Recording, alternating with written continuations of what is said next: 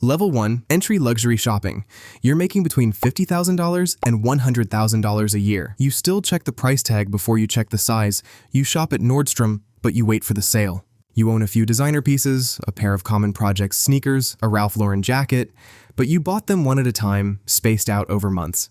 You have a credit card with a decent limit, and you use it, but you pay attention to the statement. You buy premium brands more often now, but you still compare them with the cheaper alternatives before making a decision. You treat yourself sometimes, a $200 dinner, a new pair of AirPods, but you still hesitate for a second, wondering if it's really worth it. This is entry luxury shopping. It feels like progress, but you're still shopping with a calculator in your head. Level 2, upper middle luxury shopping. You're making between $200,000 and $500,000 a year. Shopping stops being an event and starts being a habit. You have a personal stylist who messages you whenever new collections arrive. You own multiple designer bags, not just one, a Bottega Veneta tote for work, a smaller Celine for weekends. You shop at luxury boutiques without worrying about the return policy. Every year or two, you add another watch to your collection, a Tudor Black Bay, or an Omega Seamaster. You order things online without looking at the shipping cost. You've started buying quality over quantity, fewer pieces, but better ones. A $400 cashmere sweater instead of 5 from the mall.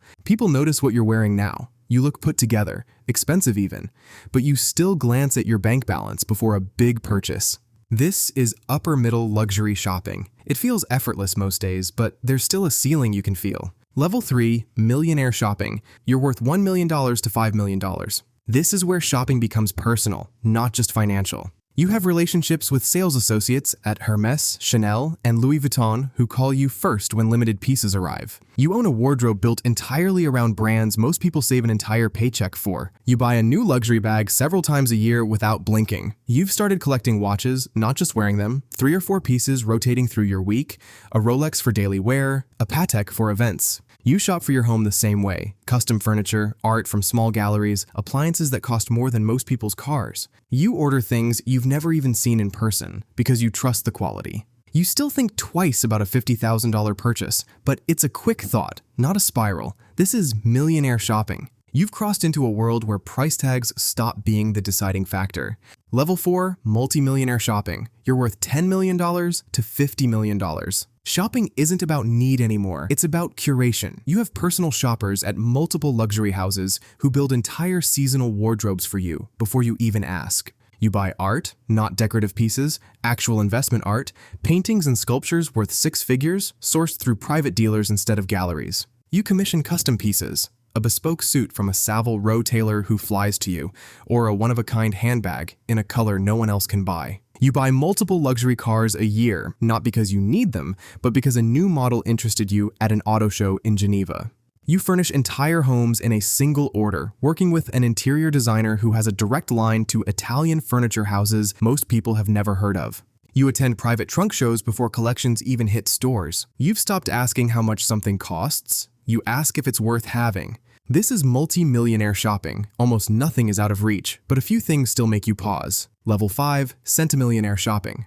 You're worth $100 million to $500 million. This is where shopping stops resembling shopping at all. You don't go to stores, stores come to you. Brands send private jets full of collections to your home so you can shop in your living room. You commission jewelry from houses like Graff and Van Cleef and Arpels, one-of-a-kind pieces designed specifically for you, sometimes taking a year to complete. You have a family office that manages your purchases, negotiating prices you never see. You want something rare, a discontinued Ferrari, a vintage wine collection, a piece of space memorabilia, and your team finds it within the week. This is centimillionaire shopping. There's very little left to want, but the hunt for rare things becomes its own kind of luxury. Level 6, billionaire shopping. You're worth $1 billion to $10 billion. Shopping becomes a form of collecting history. You don't buy watches, you buy entire archives of them.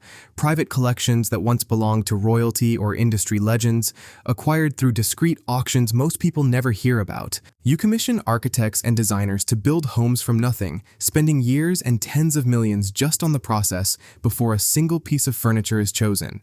You buy entire companies the way other people buy clothing, a fashion label because you liked its aesthetic, a vineyard because you enjoyed the wine on vacation. You purchase art at record-breaking auction prices, sometimes outbidding museums, because a piece simply needs to be yours.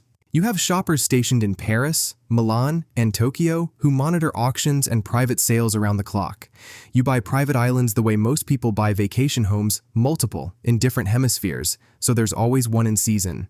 You don't wait for new collections. Designers create early access lines exclusively for people at your level, pieces the public will never even know existed. This is billionaire shopping. Nearly everything manufactured on Earth is available to you, but true rarity is the only thing you still chase. Level 7, peak luxury shopping. $50 billion and up.